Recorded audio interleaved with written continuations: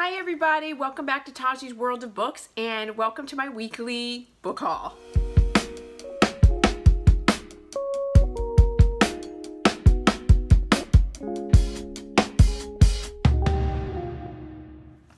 Hey you guys, welcome back. And so I'm here for another book haul. They just keep coming in and you know what it is? I just love books so much and I'm not going to apologize for it. And I see books and I want them and so I get them. And I think but I'm going to have to do a book unhaul soon. How about that? Like, so that way it can even it out. But whatever the case, I got some books to unhaul, some of which we've already talked about, and some are complete. They're all brand new in that I just got them, but they may have been on my TBR or like whatever. I'm rambling. Let's just get into it. Okay, so the first book that I want to unhaul is I'm not unhauling this book. What am I talking about? The first book that I want to talk about is I'll Meet You There, and this is by Heather Demetrios.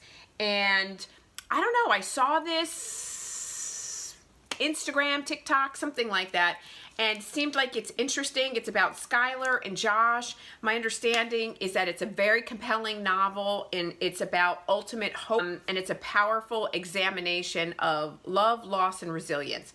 So Skylar has a bright future ahead. She's getting ready to go to art school. She's just got to make it through the summer. They live in a trailer trash kind of town where, you know, if she weren't going to art school, she would be living in a double wide type situation. Okay, and then Josh, his form of escape is that he's going into the Marines. So he's gone to the Marines and he's back, and apparently he lost a leg while in Afghanistan, and he's got shell shock as a result of that. So they're back, and they are now working at the Paradise Motel that's on Highway 99. And situations happen despite their differences, their shared isolations. They develop a bond, they developed a friendship, and it's supposed to be very compelling. I heard it's really good. I heard really good things about it. I'm excited to try this. Okay, so then you guys know I love my dark bully romances, so I went ahead and picked up Meagan Brandy's The Boys of Bradshaw High. So I picked up the 3 books. I think the first one is The Boys of Bradshaw High, Trouble at Bradshaw High, and then Reign of Bradshaw. And so I'm not going to talk about the last 2 books in the series. I'll go ahead and talk about Boys at Bradshaw High. And I have, like I said, I heard, ooh, I love like when you get like little pictures like that. So I've heard really good things. So it says, girls you like aren't exactly welcome at a place like this. Keep your head down and look the other way. Those were the exact words of my social worker when she dropped me in my newest hellhole, a place for troubled teens. I didn't listen. And now I'm on their radar. They expected me to play along in their games of hierarchy, to fall in line, to fall into the social order, the way that they deemed I fit in.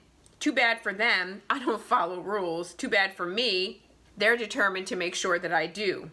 Inconceivably attracted and treated like kings, these are the boys of Bradshaw High.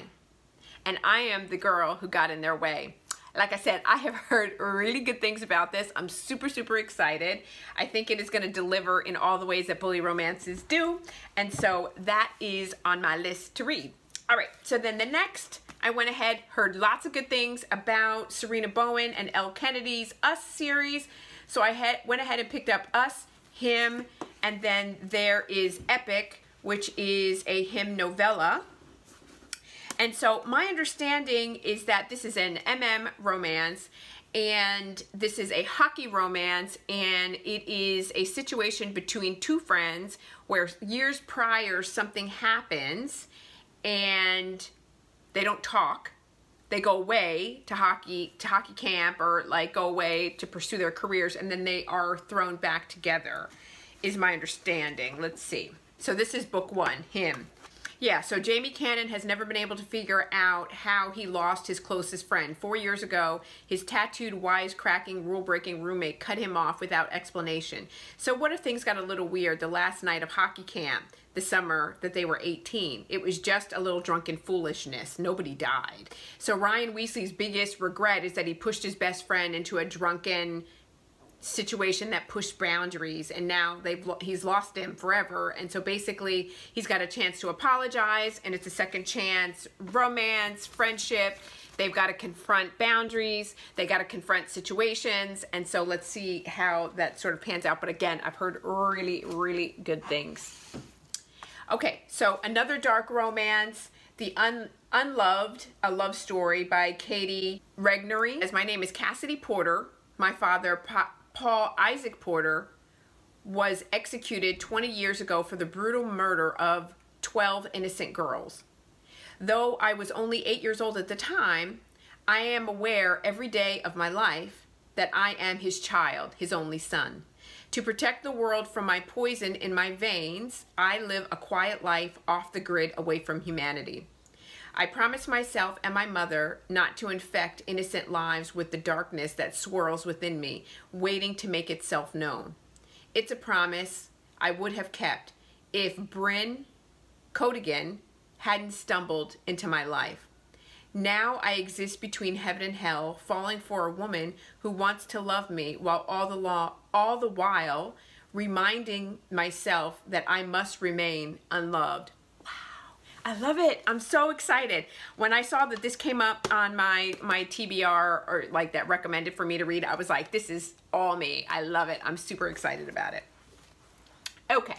We've heard lots of things about this. I finally got it. Bad Boys Break Heart by Micalea Smeltzer. And so I'm really, really excited. This is about Meagan Wade, a star pitcher. He's rich. He's hotter than sin. He's the campus reign of the bad boys. They knew each other once upon a time.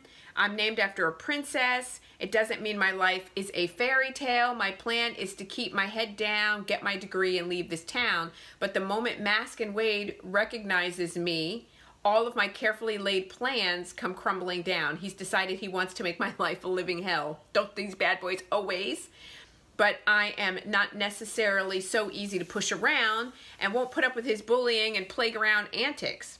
Too bad for me, I've never been able to resist him. Okay, so there we go. That's all I need to say about that, right? Like, we're all in for it. All right, so then I went ahead and picked up, this is a BDSM novel. We know that the 100 Dark Nights like come with, you know, different authors. So this is Cherise Sinclair. She gives a warning in the beginning about BDSM and about BDSM lifestyle and about what you need to be doing if you want to embark in this type of relationship. But this is about Detective Agnes Ware. Gave up Idaho to start again in California mountains, close to his imprisoned brother, although he found a good friend. The experience dominant wants more than the doomy submissives flogging him around. He wants a woman to give his heart as well as his body to. He meets Virginia. She was invited to observe a BDSM class on a wilderness camping trip. She's shocked. Her fiance had insisted BDSM was a fabrication to sell books. But when Atticus lures her into participating, she learns submission under the hands of a powerful dom is beyond anything she could imagine. Nonetheless, she can't permit a relationship. She'd just lose herself again. And so finally, Atticus has found the woman he wants in his life, in his bed, in his cuffs, only she keeps backing away. Well, if he has to help the little counselor get her head straight, he's just the dom to do the job. I'm all in. So it sounds like it is a push-pull, angsty relationship. She sounds like she's been in a previous relationship. Something happened. It didn't go so well, and now she's protecting herself. And he's like, nope, you're not going to protect yourself from me, girl. Come on in. So super exciting. If you guys watch my last video on the I'm on the BDSM kick. Let me restart. If you watch my last dark romance recommendation video, then you know I mentioned these books, so I went ahead and got them.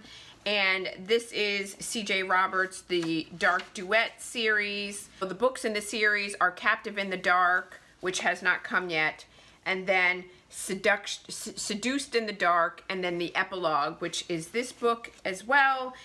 Yeah, so this is a dark romance. It's about sex slavery. Again, dubious consent. It takes place in Pakistan. Now, as a result that he has taken her, he feels responsible for her. And, you know, what's going to ensue from there and what happens to these two as a result of that. If you want to hear more about it, check out my dark romance recommendation. I'm super excited. Hopefully I will get to this in the next couple of weeks is my plan. And then the last book that I have is Grace Draven. I've read a number of Grace Draven books. I tend to really like her. It's fantasy romance.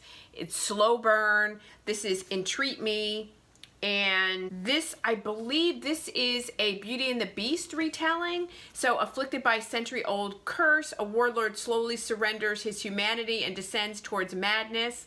Yeah, and so, but it's a Beauty and the Beast retelling, but I believe they fall in love. Again, it's going to be slow burn because that's how Grace Draven tends to do. Her writing is spot on. She tends to do a good job, but my understanding is that he stays in beast form. He doesn't change back to a human form. So I'm really excited. I've heard really good things about it. I really like Grace Draven. I like how she writes. I don't think that this is going to be any exception for me. So I went ahead and got this on my list. And you guys, that is all that I have for this weekly book haul. Thank you so much for tuning in. I really appreciate you guys checking in and checking out my content. I hope that you like the content that I'm providing. And I look forward, before I say that, please remember to like and subscribe. You guys know that I upload new videos every Monday, Wednesday, and Friday. So I plan to see you in my next video. And thank you so much for joining me. Bye!